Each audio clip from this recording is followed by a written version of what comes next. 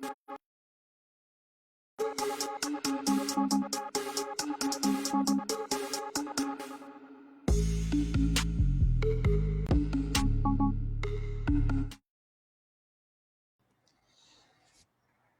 man walks into a bank and demands money. Once he's given the money, he turns to a customer and asks, "Did you see me rob this bank?" The customer says, "Yes, sir." The robber shot him in the head, killing him instantly.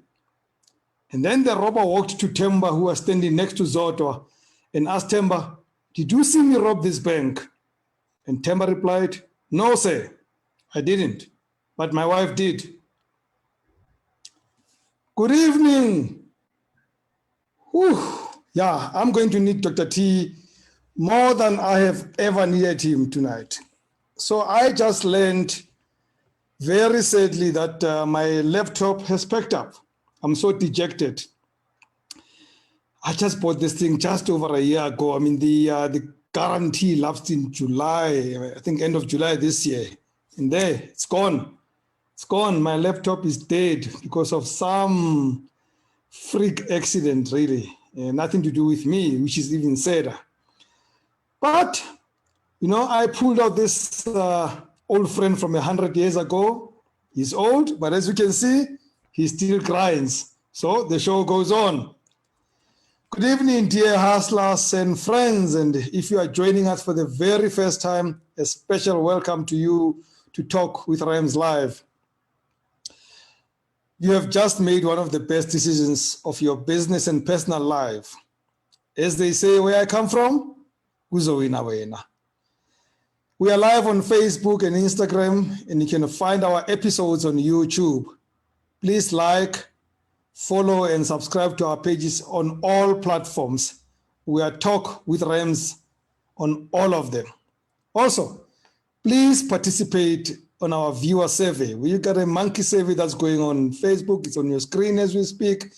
It takes you less than 2 minutes to participate. We are just trying to understand who follows us, who watches this show, so that our packaging is right, so that we can link you to the right people who want to work with this show.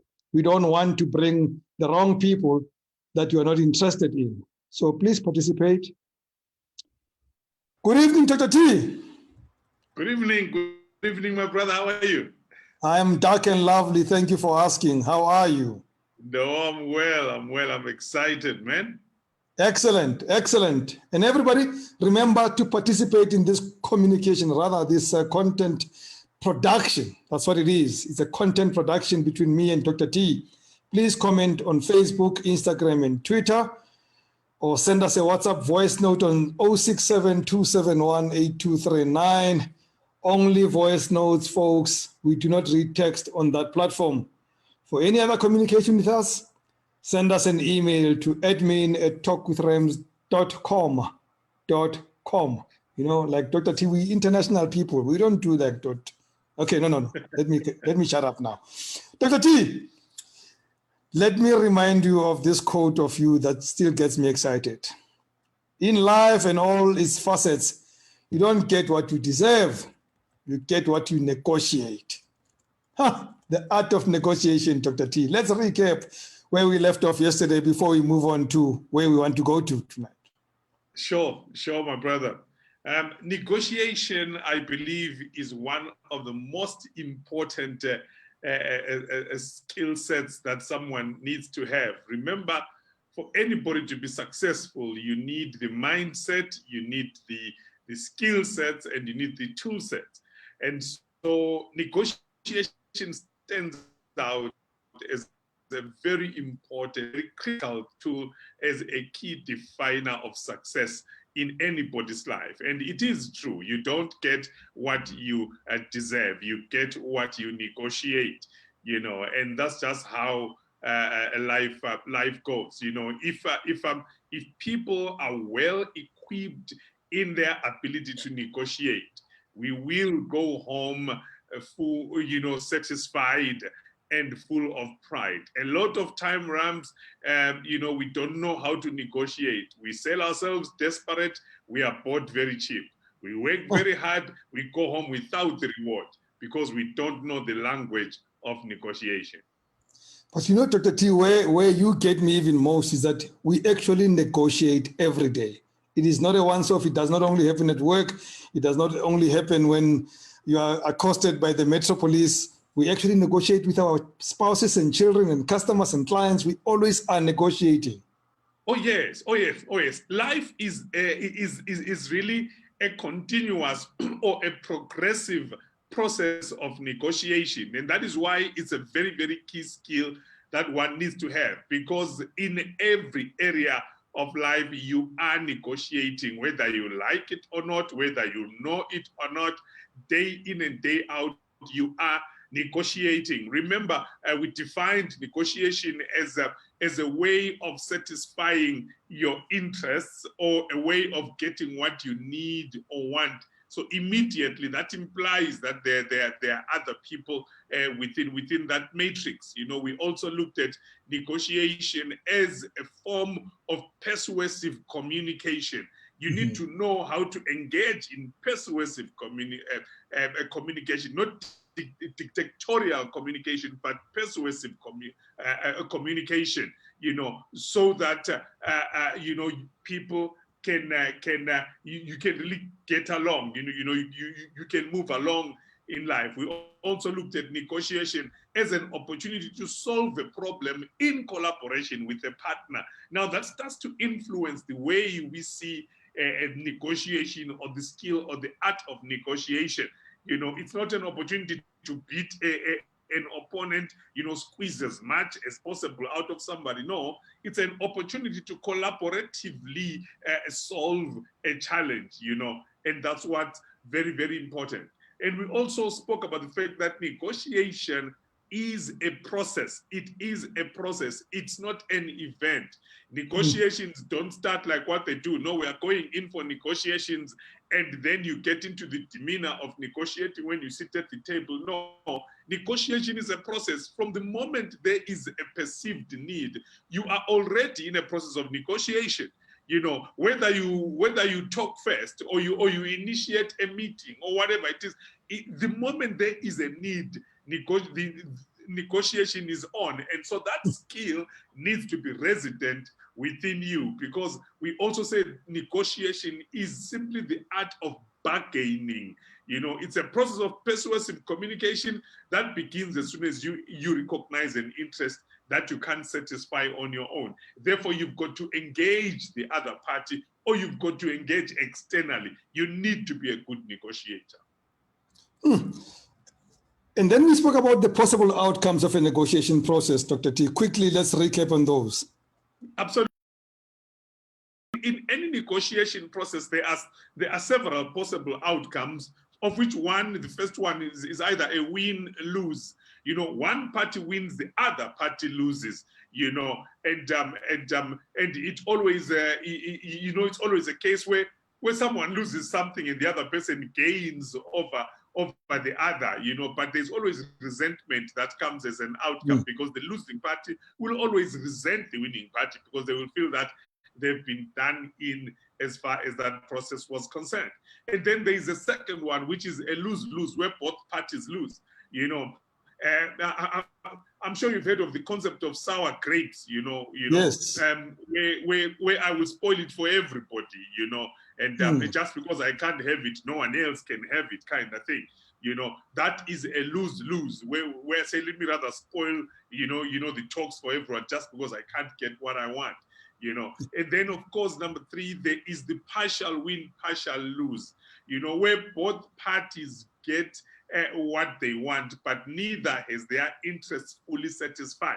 You know, it's kind of fair, and it's always good when one goes into a negotiation to know that there are certain things that you've got to give so that you can gain others. Very, very critical.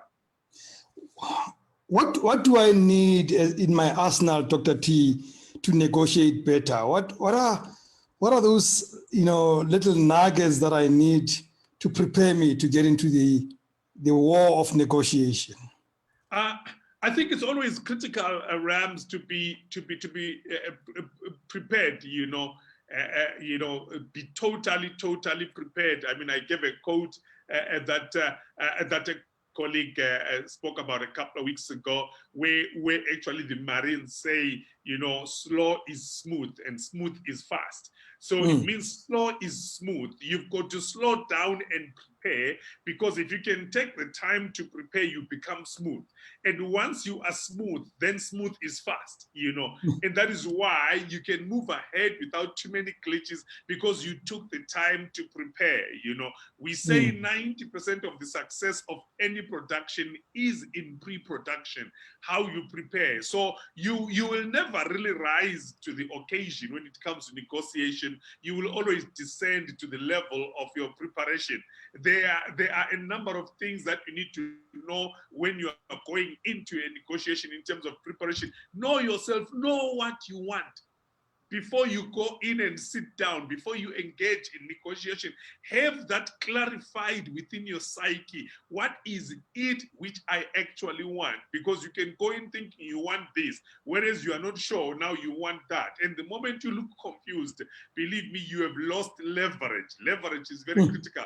Know your why. Once you've determined what you want, know why you want it, because then that gives you the impetus to really sell yourself and to drive the point home as to why you are standing your ground on a specific thing. There is nothing as painful as somebody asks you, well, you want to be paid 100,000 rand, why?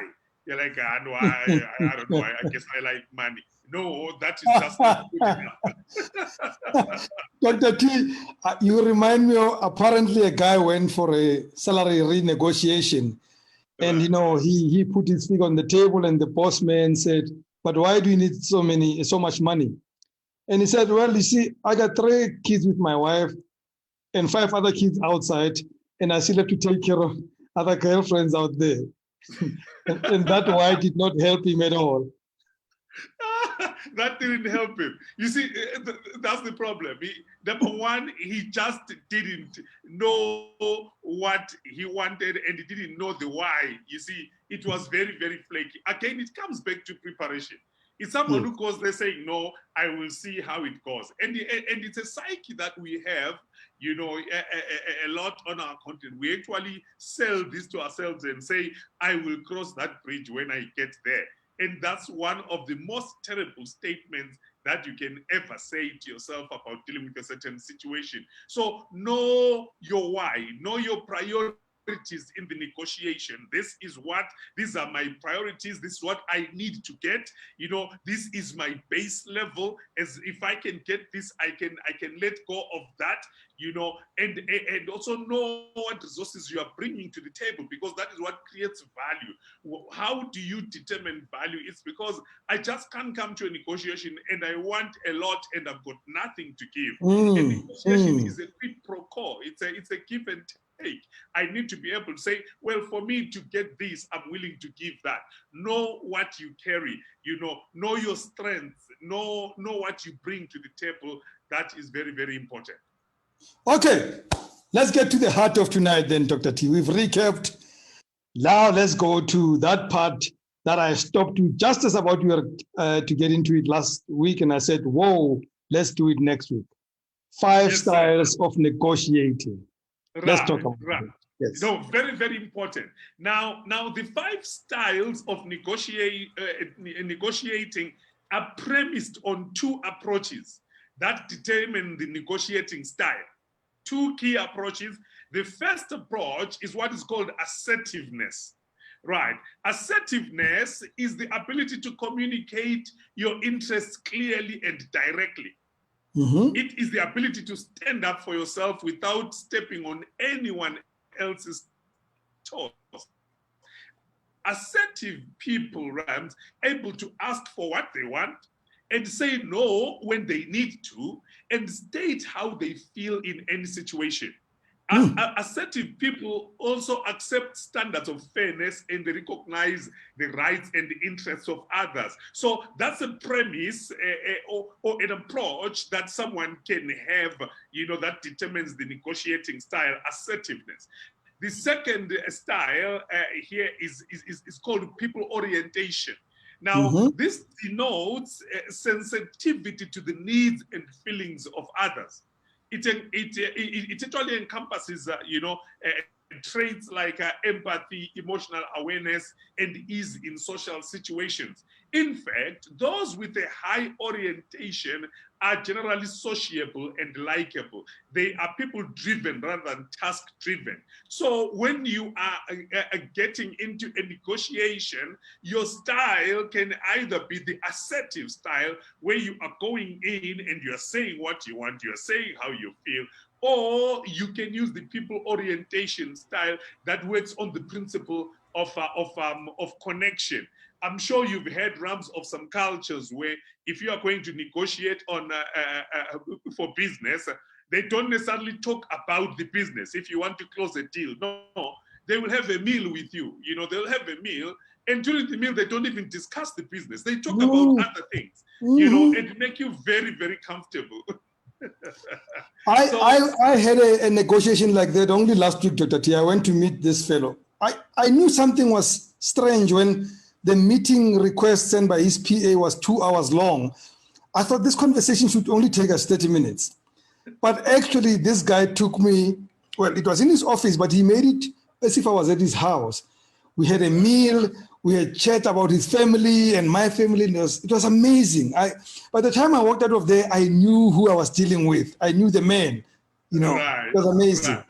Yes. Right. That's a master negotiator. They will make you feel comfortable, and that is what creates the connection. I know there's that approach where say, no, look, we only have 10 minutes, let's get this done. This is what I feel, this is what I want, this is what I would prefer. That's a very assertive way, way of dealing with stuff. But people orientation, you actually connect with the other party, and it seems like you then gravitate towards an agreement rather than argue towards an agreement. But yes, but that's one of two approaches, but there are still specific styles. Let me speak to the styles. The first style, Rams, is the avoiding style, and you can get into a negotiation or into a process of negotiating with somebody who has an avoiding style. A person with an avoiding style of negotiation avoids the issues. They avoid the other party, they will avoid the issues, they will avoid the negotiations as much as possible. We call that an avoiding negotiator, where they just keep, stalling. They will stall you, and when you're supposed to come to an agreement, they will move the goalposts. They will avoid confrontation, avoid tense situations, avoid discussing the issues, and they will put off negotiation. But that's actually a style, because you get to a point where you give up and you say whatever. but Dr. T, if avoiding is a style, how then do I get to an agreement, a conclusion? I mean, how don't I end up avoiding a conclusion? You see, the point of that, if you are dealing with an avoiding negotiator, the point is to get you to a point of frustration where you then leave the whole decision in their hands. Okay. So you find that there will always be normally, if you need to negotiate either your position or to negotiate finances, and there is a timeline to it, some people can just put that off and avoid it until it gets to a place where you don't have an input, and then they carry the decision for you because they avoided the discussion that would have brought in your input. Oh, bloody sly people. Okay, what's the second one? There's plenty of those out there. So if you are dealing with someone, by the way, let me just pick this up. If you are dealing with somebody that we should have had this conversation last week, and they keep putting it off, and they keep being unavailable, and you know that it's going towards a certain deadline, you are dealing with an avoiding style of negotiation. They will still make the decision without your input, but guess what? It's an avoiding style in a negotiation. The second style is the accommodating style. Now, this is very interesting, Rams, because the accommodating negotiator is primarily concerned with preserving the relationship with the other party. right? Even at the expense of their own substantive interests. An accommodating negotiator will generally give up more than what's necessary so as to accommodate the other person. Is it a sign they of will desperation? overextend themselves so as to accommodate the other person. Is it because they walk into the room already desperate for for whatever they can get, or too worried to lose this negotiation and they then concede too much? The main thing there is usually relationship, especially where you are negotiating with either a superior or someone who's got some form of control over you. A lot of times we become too accommodating.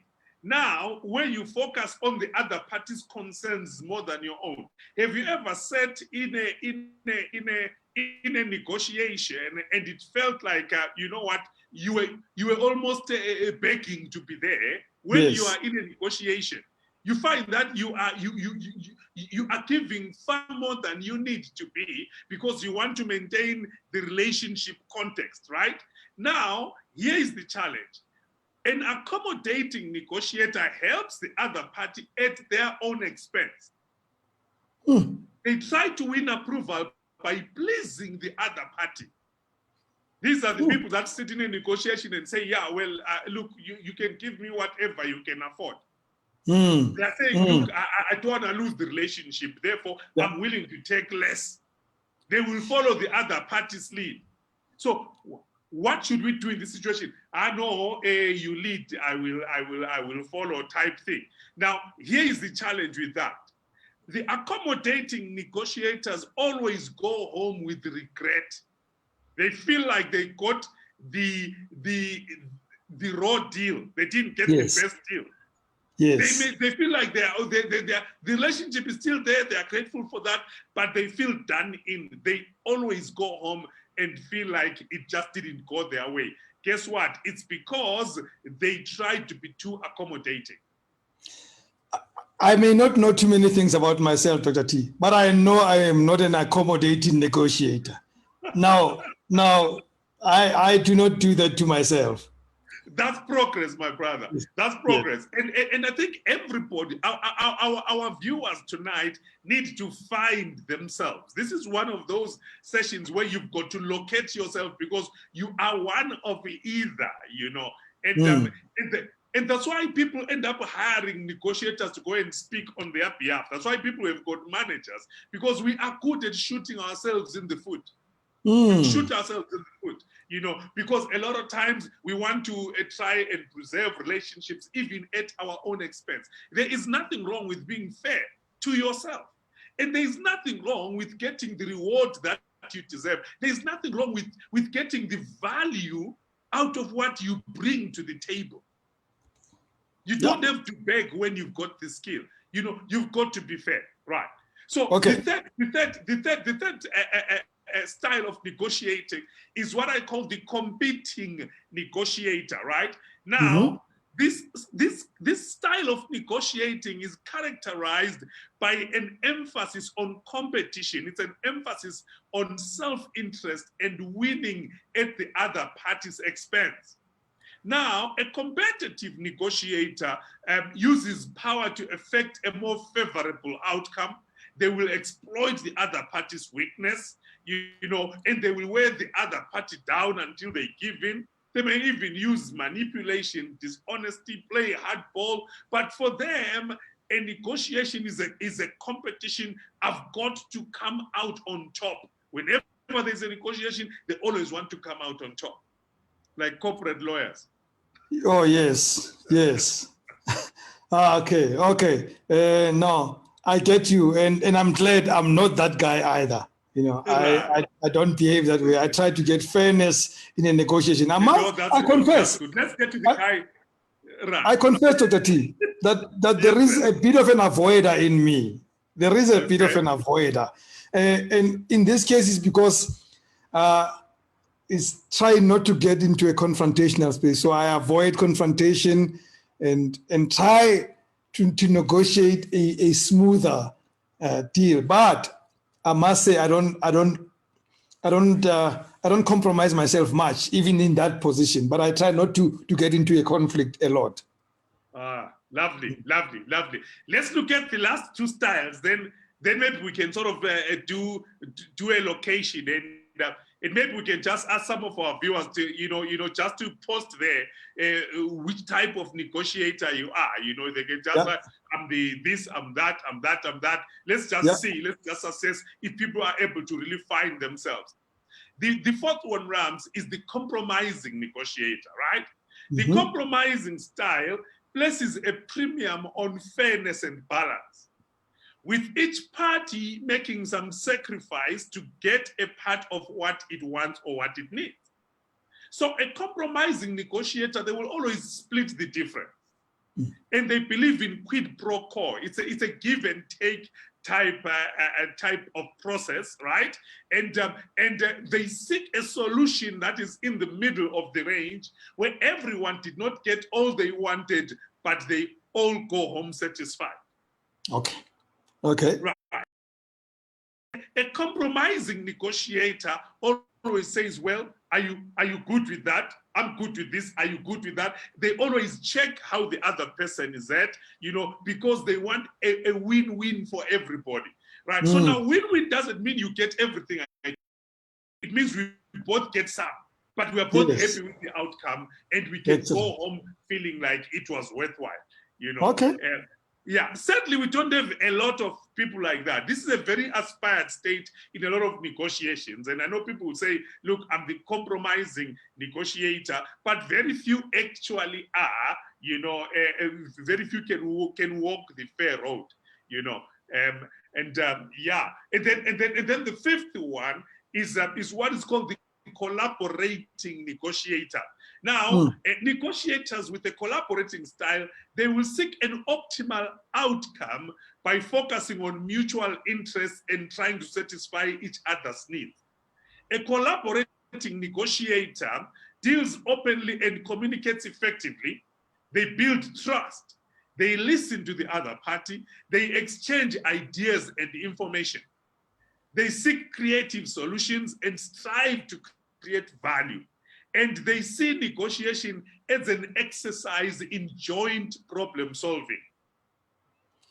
Those are how does it differ, Dr. T, with the compromising?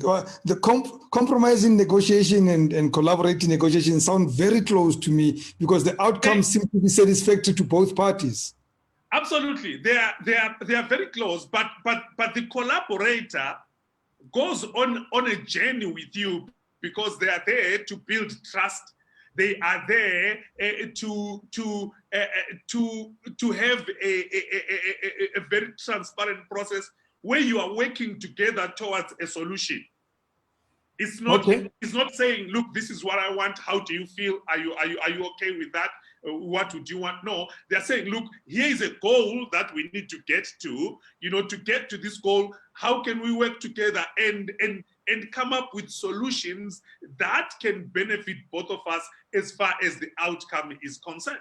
So it's not me saying, Rams, we need to do this together, my brother. I'd be happy with a 40%. You'd be happy with another 40%, and we give Freddie a 20%. No, when we are doing this, we would say, look, we want to get there. We want to get there together. What can we do? What would work?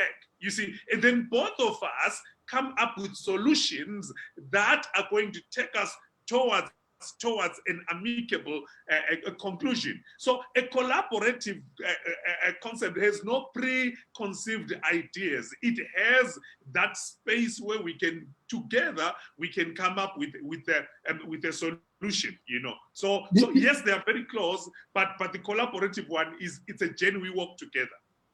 Before we get to some important rules that you want to share with us in conclusion, Dr. T, I need to share with you two amazing comments here, well, maybe three, because Singo first comment says, which I found funny, she says, there's an avoider in all men, when I said I was an avoider, but that's Singo, I don't do that in personal relationships. I do that in business. In personal relationships, I'm not an avoider, I engage. But Singo goes on to say, I'm a collaborator. Now, Dr. T, I think everybody would want to call themselves a collaborator until they are really tested to find out if they're a collaborator. But I love Emmanuel's comment. He says, sounds like I have a bit of all of them. Is that a weakness? Although I think it could be strategic. All right. Yeah, I guess what's important is perhaps to understand all of the different styles, and then just depending on the situation, you can employ a specific style. Even though if you want to build, relationships, and it's an amicable situation going forward, you know what, the last two, the collaborator and the compromising negotiator always works well. When people are at a market and you are buying it, it's a very fast thing. A lot of times it's a competition. It's that type of competitive negotiation where you always want to beat the other guy and get a cheaper price. There are people like that. The guy says no, it's 400. No, dude, I've got 150. So there is a bit of everything, in all situations, because it depends really on what the situation looks like. But it's always great to know where do I gravitate to the most. Okay, let's then conclude with some tips that you want to leave us with. Sure, absolutely. Just some quick tips. The first one is always know your bottom line, the point beyond which you will not go. That's always critical. Is subconscious to know this is the level where I will not go because it will compromise your value. Yes, it will compromise your value. Even if you are negotiating in a work context, don't have a baseline, because the moment you break the baseline and you go lower, you've totally kicked yourself into a certain new league. I have walked away from situations because if I agreed to them, they would lower my value, and from there, it's